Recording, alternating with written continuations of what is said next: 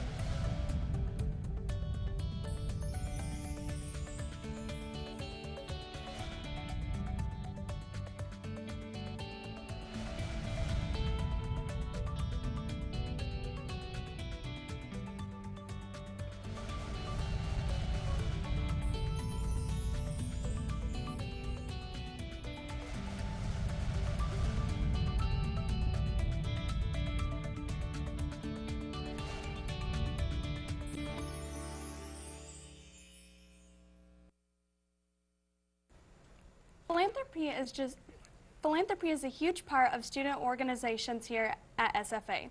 Events such as the Car Bash, Fight Night, and Mr. and Mrs. Greek are just a small example of what goes on around campus. We sent a crew out to cover one of those philanthropies during 2013, the Bike-a-thon. Part of Pi Kappa Phi's philanthropy, Push America, is Iota Zeta Chapter's Bike-a-thon, where members of Pi Kappa Phi take turns riding a stationary bike for 76 hours straight. Bike-a-thon takes place in front of the Student Center every spring to take donations for people with physical and mental disabilities. The Bike-a-thon is a tradition that we've started in Pi Kappa Phi. We started it when we very first started on this campus 4 years ago. And basically it's a fundraiser that occurs for a period of time during the week. Our first one was 48 hours, and then the next few were around the 72, 76 hour range. This one is 76 and basically hours. We have a stationary bike set up in front of the Student Center, and we have all of our members riding the bike at any given point in time where the wheel is always turning. The bike is always being pedaled by somebody, no matter what the hour is, what the day is. Like we're constantly on it. People switch off. We have different shifts. We asked someone helping out with Bike-a-thon about the live stream broadcasted on YouTube and Google+. It is run through Google Hangouts, which feeds into YouTube directly. We have a new link every 4 hours, and basically it's to show that we're up as late as we can, and it gives proof to everybody. We've had people come up to us saying that they checked in at 1 in the morning, like, hey, y'all are still doing that, it's cool, and so it's just validity.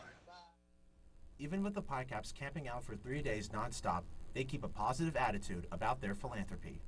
I think it's a great thing. I always wanted to do Journey of Hope, and I feel like this is a nice little version of doing it on campus, and I really am happy to do it. I like doing it. And now back to Jack Talk. Here to talk with us today is the president of the organization that puts on the Bike-a-thon, David McHugh. David, can you tell us about the Bike-a-thon? Yes, this semester we did a 76-hour Bike-a-thon. It's where we had a stationary bike outside of the Student Center, and through the whole 76 hours we had at least one member riding the bike and out there trying to promote our philanthropy, Push America.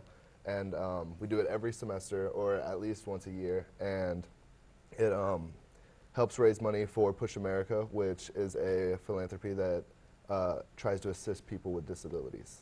So did you yourself ride the bike? I did. I was on the bike. I did the night shifts, so I was on the bike from about 2 to 4 every morning. That's what I was gonna ask. Do y'all take, how many shifts do y'all take? Is it like hourly, or is it 2 hours, or? We try to get on the bike as much as we can. We have tons of people out there at one time, but when it gets to the night shift, we have about 8 people that stay overnight, and we try to do shifts from like 30 minutes to an hour, but this semester we had guys on there for up to 4 hours at a time. Wow. So, yeah. That's some calorie burners right there. Yeah. So what's the longest one person has stayed on the bike? I believe that record was set this semester. Kenneth Bethany, a guy of ours, was on the bike for, I believe, like 4.5 hours. And someone bringing him food or something? I mean, I'd get hungry. Yeah. I get Well, hungry it was in the middle of the night, so I think everybody else was busy. But Just kept it Yeah, going, he just kept going. pushed through it. So are you out there riding by yourself, or do other members of the organization? Yeah, there's multiple members out there at one time. We try to have at least 3 guys at the table, 1 riding the bike and 2 promoting the event and talking to people that come by. So 1 guy's not doing all the work. I don't think there was ever 1 guy out there at one time since we've started this, but we have up to 10 guys out there at a time. Do y'all, is there people that like stay over there and camp out all night, or? Yeah, that's probably one of the better parts of it, because we have games set up and stuff to keep everybody entertained, and we get to catch all the characters that are coming onto campus late at night, and we have multiple guys stay out there all night, and we have tents and sleeping bags set up and stuff. But you see a lot of weird stuff at 3 a.m. on campus in front of students. Yeah, it's trippy. Does each one, you said that you do it every semester, do they all last 76 hours or as long as you can go, or No, what? when we first started it, it was 48 hours, and we got the idea from another chapter, from another school that does a 24-hour one, and we've gone up to 76 hours this semester, but they range from 48 to 76. So does every chapter do this then? Not every chapter, but a lot of chapters do it. This is like one big event that Pi Kappa Phi tries to do nationwide. So a lot of our events, we hold 2 events over the summer. One is Gear Up Florida, where we ride across the state of Florida. And then one is Journey of Hope, where we go from California to Washington, D.C. all summer. Oh my gosh. And so Push America has a lot of biking events. So the Bikeathon is a way that we can all get involved without, biking thousands of miles. I was also going to ask you, where do all the proceeds go? Is there like a certain organization y'all donate it to, or is Push America the organization? Yes, Pi Kappa Phi owns and operates Push America. So all the donations that we get go to that philanthropy. Okay. And where those proceeds go, they go to setting up the different biking events that I've talked about.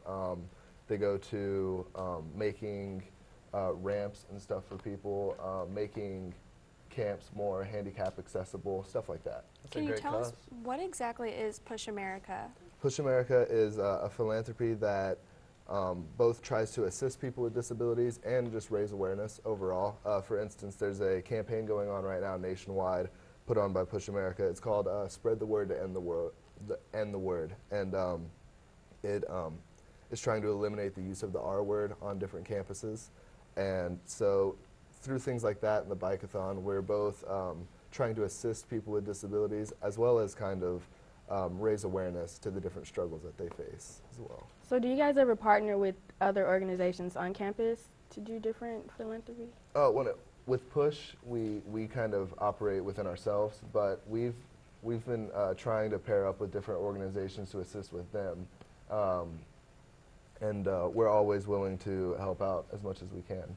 So the Pi Kappa Phi, you own your own philanthropy event or organization? Yes. That's pretty cool. Yes. Thank you so much, David, for joining us today. And if you would like to learn more about Push America and their cause, visit their website at www.pushamerica.org.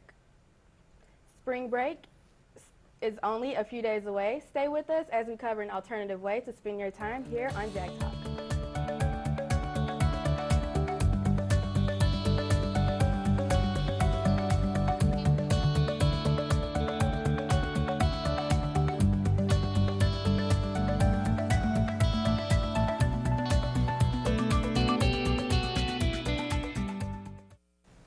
Glad to have you back with us. City officials have been talking recently about plans for a new restaurant wanting to come to Nacogdoches. Our crew went out and interviewed the city manager of Nacogdoches this week to find out what is going on. A restaurant coming to Nacogdoches has sparked a debate, but why?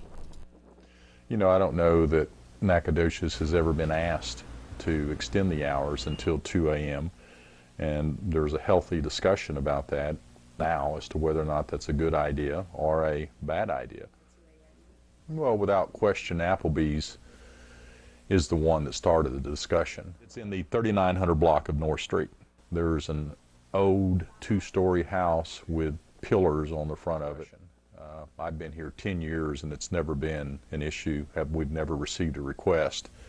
And so Applebee's had said that we will come to Nacogdoches if you will extend the consumption of hours on alcohol until 2 a.m.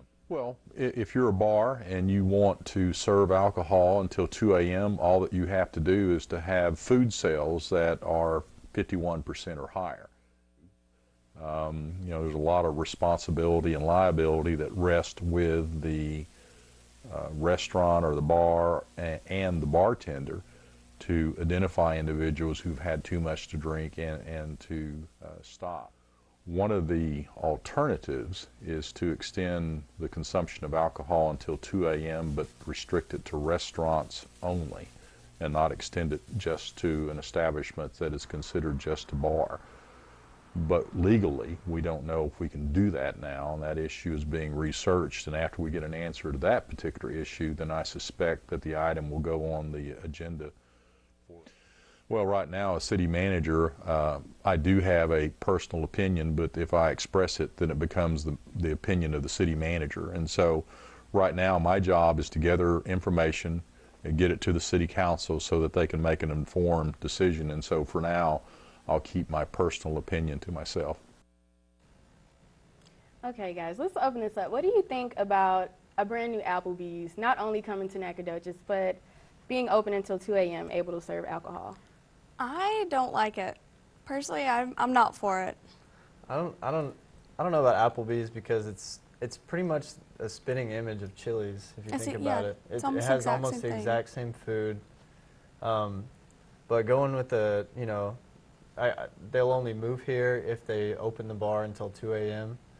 I think that's just kind of dangerous for a college town, personally.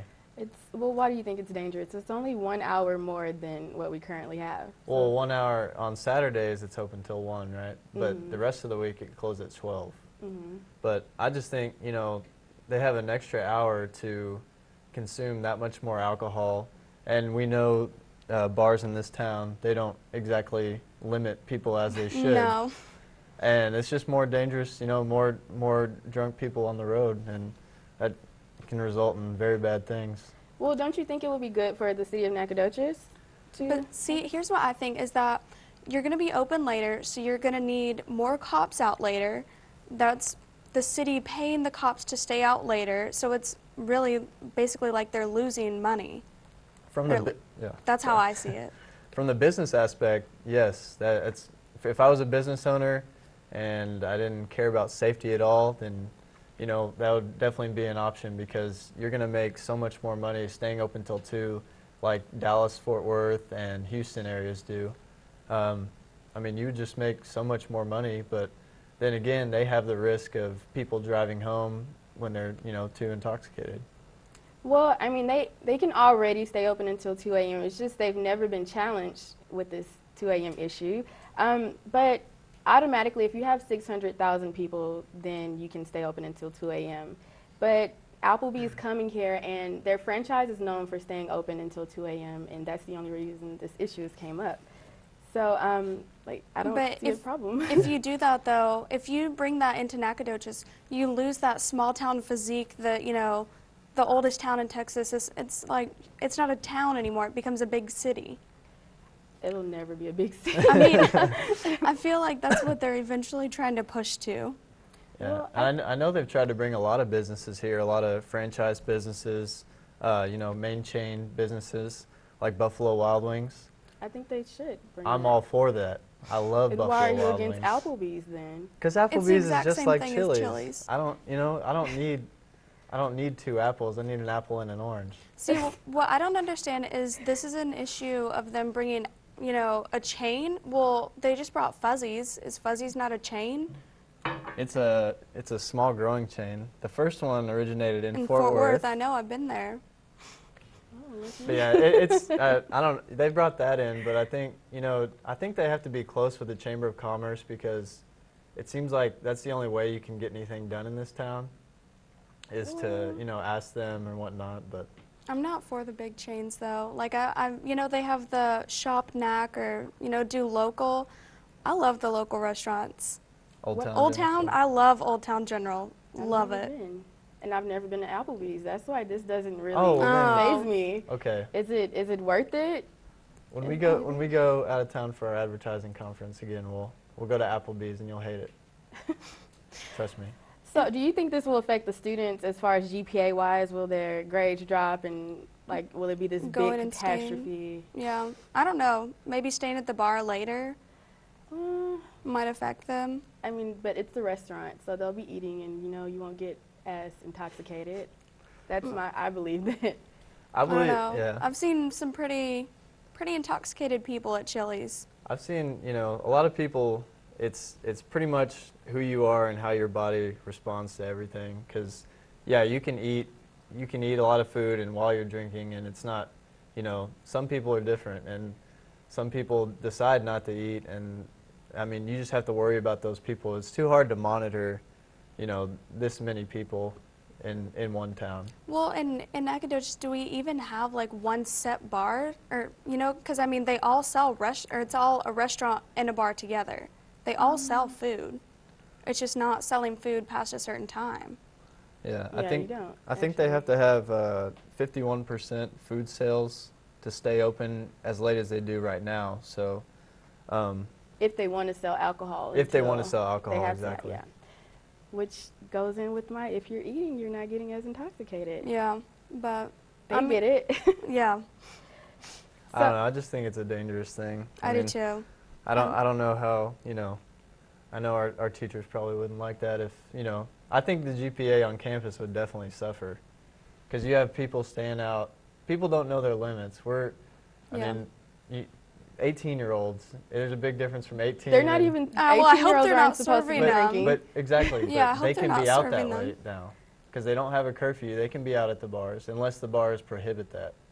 Which they Well- probably won't, because they'll... Well, we don't condone underage drinking. I do so- not at all. No.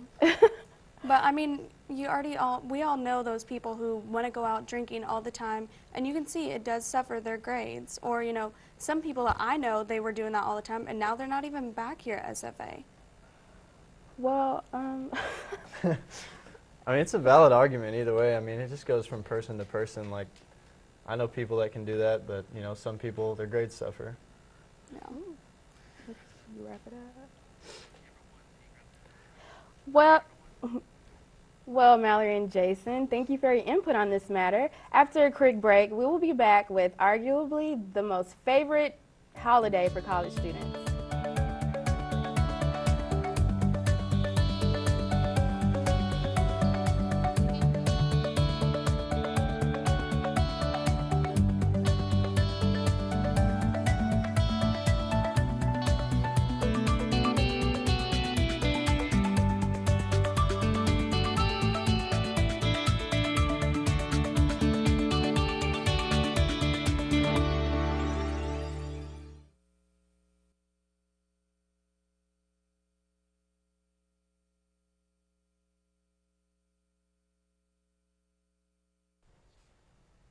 We're back on Jack Talk with our last but not least segment of the show, an alternative to the crazy, dangerous, week-long vacation from school that is spring break.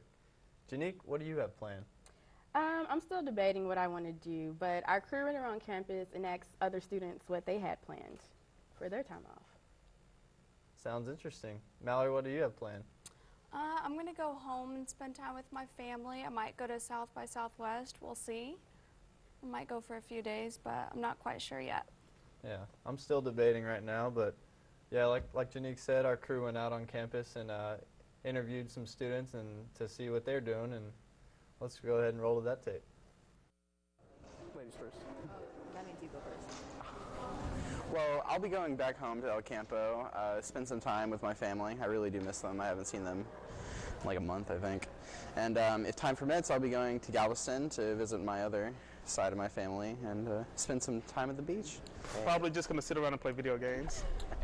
She's going with me on my family vacation again. For spring break, a bunch of my fraternity brothers and I are actually going to head to Austin and go to the South by Southwest Festival and just hang out there for a few days, see as many sessions as we can, try to hear some good music, see some interesting things, be with interesting people. To Pittsburgh, Pennsylvania, where I'm from, and I just plan on spending time with friends and family because I am here most of the time and I don't really get to see them. For spring break, I am a Washington, D.C. native, so I'm just going to go home, see my folks. I never get a chance to go home, so I probably won't do much. I'll probably go to a few amusement parks out there, you know, just to relax. I'll be here in Nacogdoches working at Belk Department Store and playing video games as well. Well, we're going back to Houston, Texas, where we are originally from. And I'm going to be working on my research paper, shockingly, as it may sound. You know, I was supposed to be going to South Padre, but yeah.